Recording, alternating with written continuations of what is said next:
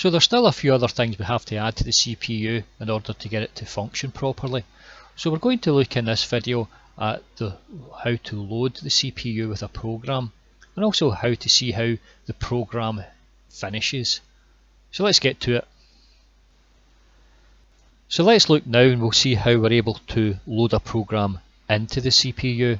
So if you go to the resources section and you open up CPU_design and then come down to CPU, which is there, double click on that. Now I'll zoom in here to make it a bit bigger. Okay, the first thing we want to note here is that we want to be able to get access to the RAM, because we want to be able to load up a program into the RAM. So what we have to do is we have to break the input to the RAM so that the input can come from two different places. So one, the input can come from the bus, which is its normal operation, and secondly, the input can come from some other point called RAM input. Now this is just a pin, so it's an input pin, so it's going to get this information from some other part of the circuit. Now what we want to be able to do is make the choice between these two. Now we can make the choice between them using a multiplexer. So the multiplexers are available in the section under plexers, so you can get and have a look and you'll see the available there. Now we could build up this multiplexer using NAND gates. It's quite a simple thing, but for our purposes here, we're just going to pick out and just use the one that's available.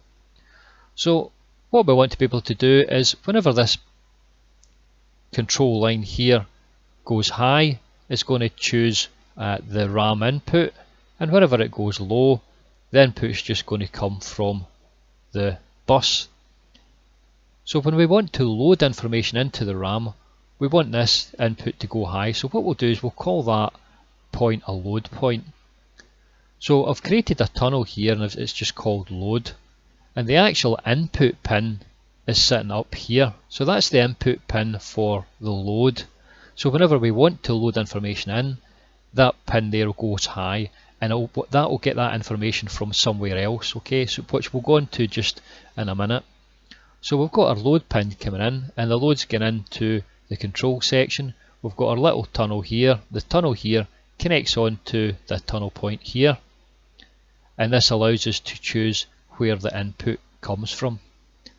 Now one other thing to note here is that the load also goes into the control section, because whenever we're in this process of loading the information into the RAM, we don't want the control section to be doing anything. In effect, we want to override the control section and just stop it in its tracks. So let's drop into the control section and we'll see how we do that.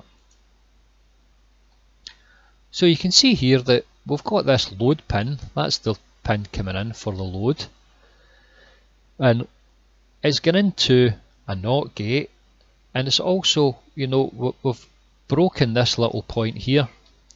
Now that point there has been broken because this here is the very first thing that the control section does. It puts it onto the bus. Now we don't want it doing anything. We don't want it putting a 1 onto the bus.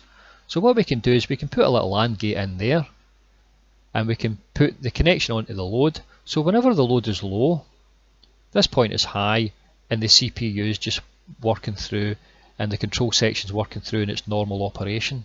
But whenever the load goes high, then this point here goes low, and when this goes low, it means that this output here doesn't go high, so it doesn't pass 1 onto the bus. So in effect, the normal operation has been stopped.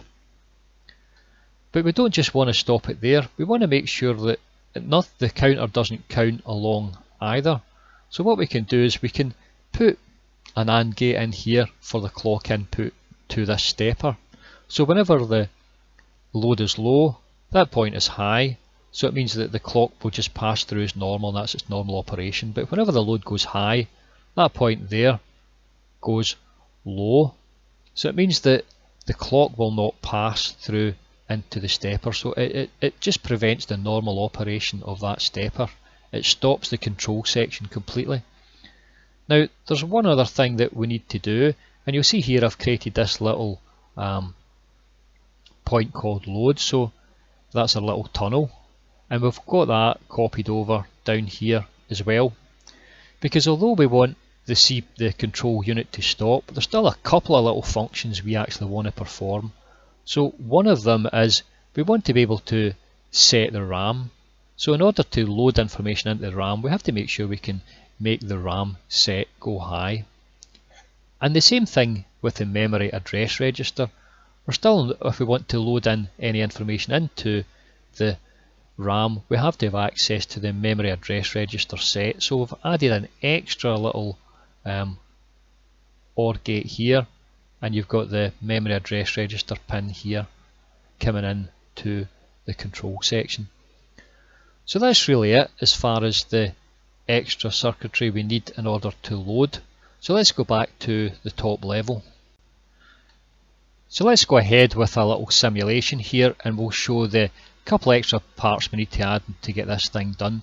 So if we want to simulate, first of all we've got to reset everything. So if I press the reset, so it goes high and then it goes low, so you can see everything is set to 0, and the CPU is ready for us to start receiving data. So now if we want to load data in, first of all we know that the load line has to go high, so that's an input pin, and again it's going to get it from a top level, which we will see in a little while.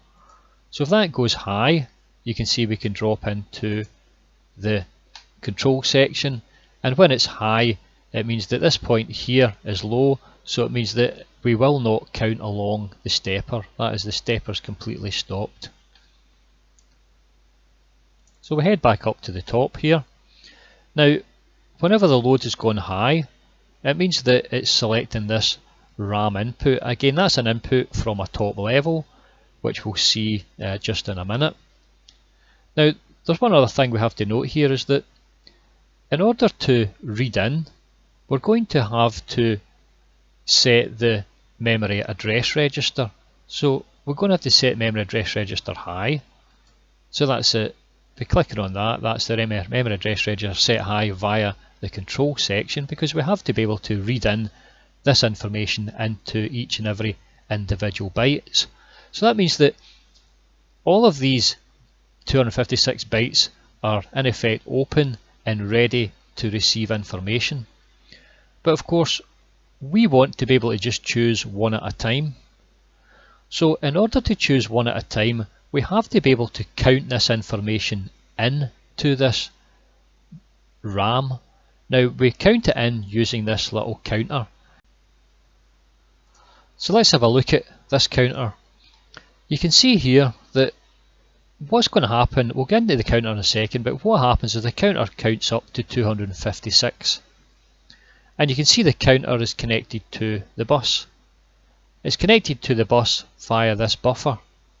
And of course we only want the counter to come in and start counting and get access to the bus whenever we're loading information in.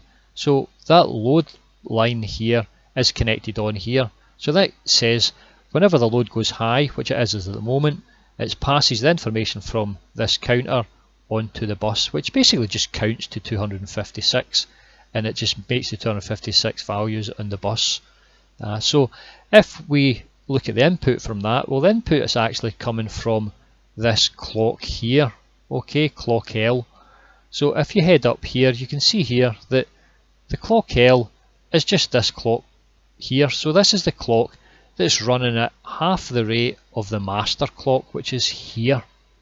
Okay, so we've got access to this clock. We can put the clock in, so whenever the clock is high, this and the load is high, it starts clocking this clock through, and it starts counting through to 256. So if we just quickly drop into the counter,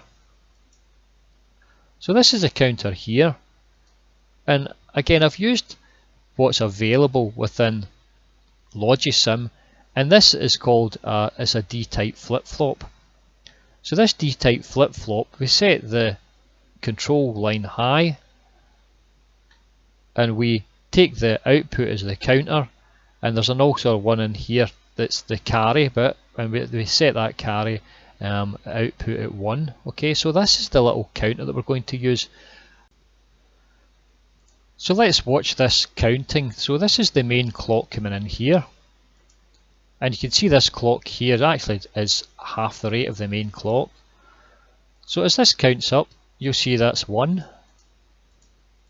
2, 3, 4, and it just counts up all the way to 256. So in effect, it just makes the address here in the memory address register count up from the 1 to 256. And each time it counts, it's got to pulse in this RAM input byte. So this comes from the top level, which is one level above this, which we'll see in a minute. And this counter here at the top level counts in at the same rate as this counter here. So in effect, whenever this changes to a particular byte, then this changes to the next byte here as well, and it chooses each individual byte within the RAM and it loads in the input here into each and every byte. So that's how we load in the 256 bytes from our program. So there's one other thing we want to look at here, and this is the idea of the end. So what I've done is I've added in a little section which tells us whenever the program has ended, and at the top level it'll turn a little light on that says this is a program completed. So let's have a look and see how it does this. So first of all, that's just an output pin called end. So if we come into the control section, and you can see here that there's actually an end output here. An end output is going into this A input AND gate. So that's the output for that A input AND gate. Now the A inputs here, well, what I did was I found a spare instruction that wasn't getting used. So that spare instruction is going to be 1, 1, 0, 0, 1, 1, 1, 1. So you can see here that whenever the control section receives this particular instruction, then we're going to get a high output here, which is our end. So what I do is whenever I write a program, I make sure the very last line of the program code is this line here, which is going to be the end of our program. So if I head back up into the top level, then you can see that there's actually one other place where we use this end. So you can see here I've got the end there, and I've got a little tunnel there for the end. So that little end also appears up here. Now this is the main clock input, and what I want to do is I don't want to continue working its way round about this control section whenever the actual program execution's finished. So what I want to do is just to stop the clock. So to stop the clock here, because whenever this end goes high, then this point here goes low, and when that point there goes low, this clock will not pulse through here, so that means that the clock will be stopped. So that means that we hit the end of the program and the clock stops. So that's the clock actually at this level stops, but at the top level the master clock here will still just tick away.